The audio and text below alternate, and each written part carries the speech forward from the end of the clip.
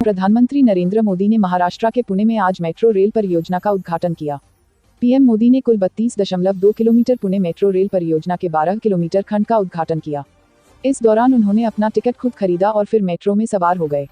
इसके अलावा पीएम ने शहर में विभिन्न विकास परियोजनाओं की आधारशिला भी रखी।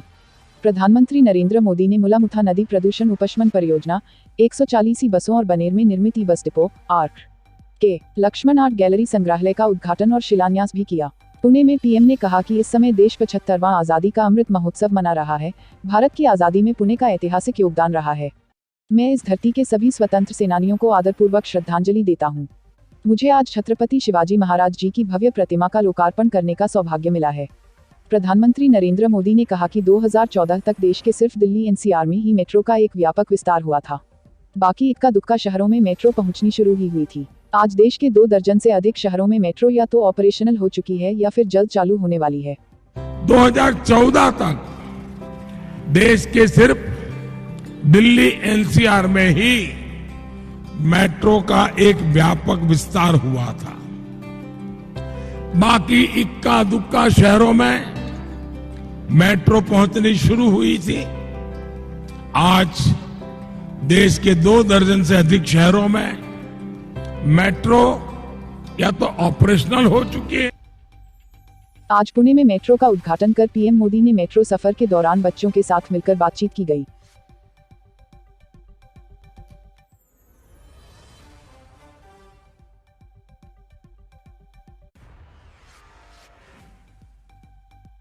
प्रधानमंत्री नरेंद्र मोदी ने आज सिम्बायोसिस यूनिवर्सिटी के स्वर्ण जयंती समारोह के मौके पर जनता को संबोधित किया।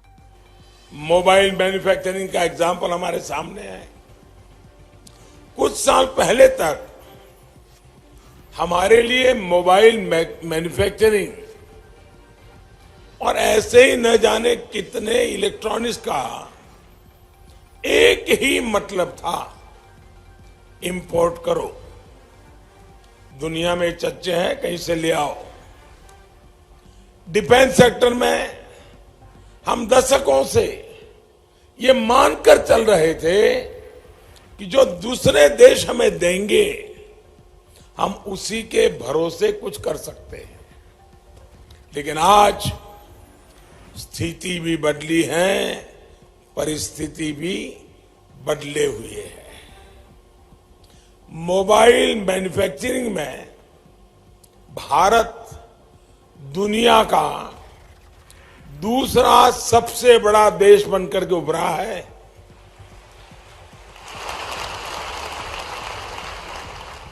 सात साल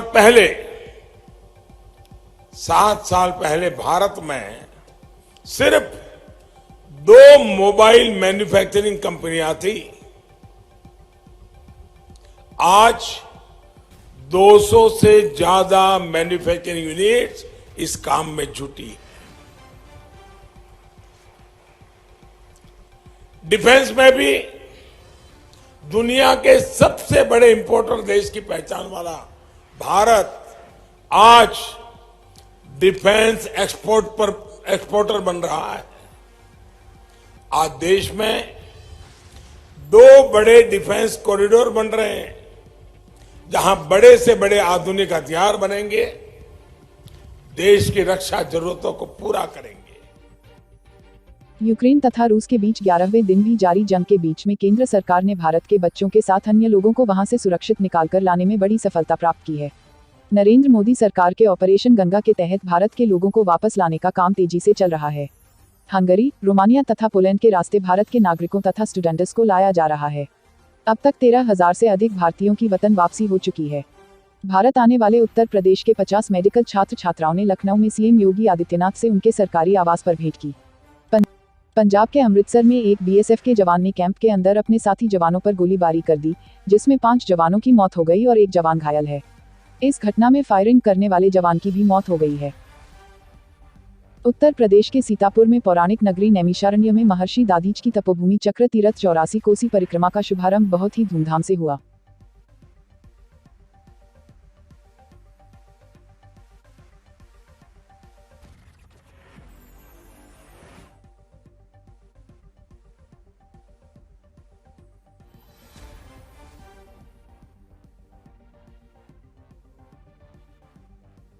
कानपुर एयरपोर्ट पर एक बहुत बड़ा हादसा टल गया।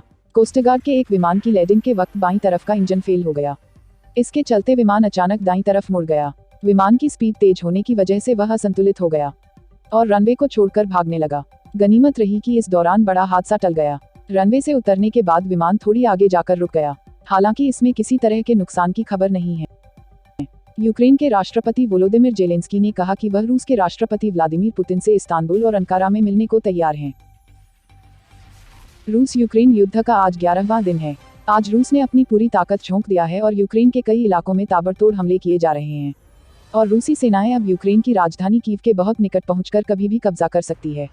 दूसरी तरफ यूक्रेन के कई इलाकों में वहां की जनता सड़कों पर उतरकर रूसी सेना का डटकर मुकाबला कर रही है, जिसकी वजह से रूस को भी भारी नुकसान उठाना पड़ रहा है। रूस के कई टैंकों पर आक्रमण करके बर्बाद कर दिया गया है और यूक्रेन ने उन पर अपना कब्जा जमा लिया है।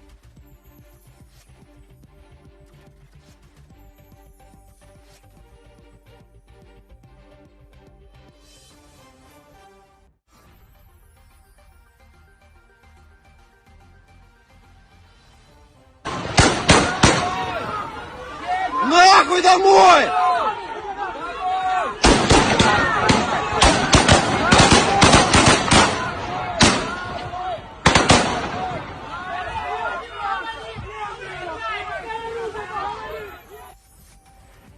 रूस ने जब यूक्रेन पर हमला बोला उसी के कुछ दिनों बाद अमेरिका का बयान आया कि जो भी रूस की मदद करेगा वो उसे बर्बाद कर देगा। अमेरिका का ये इशारा पाकिस्तान की ओर था, क्योंकि जिस दिन जंग की शुरुआत हुई उसी दिन पाकिस्तान के प्रधानमंत्री इमरान खान मॉस्को अपने दौरे पर पहुंचे, जिसके बाद से अमेरिका अब पाकिस्तान से और भी ज्यादा नाराज हो गया है। Please subscribe Aviral Times for latest news update and press the bell icon to get all the latest video update.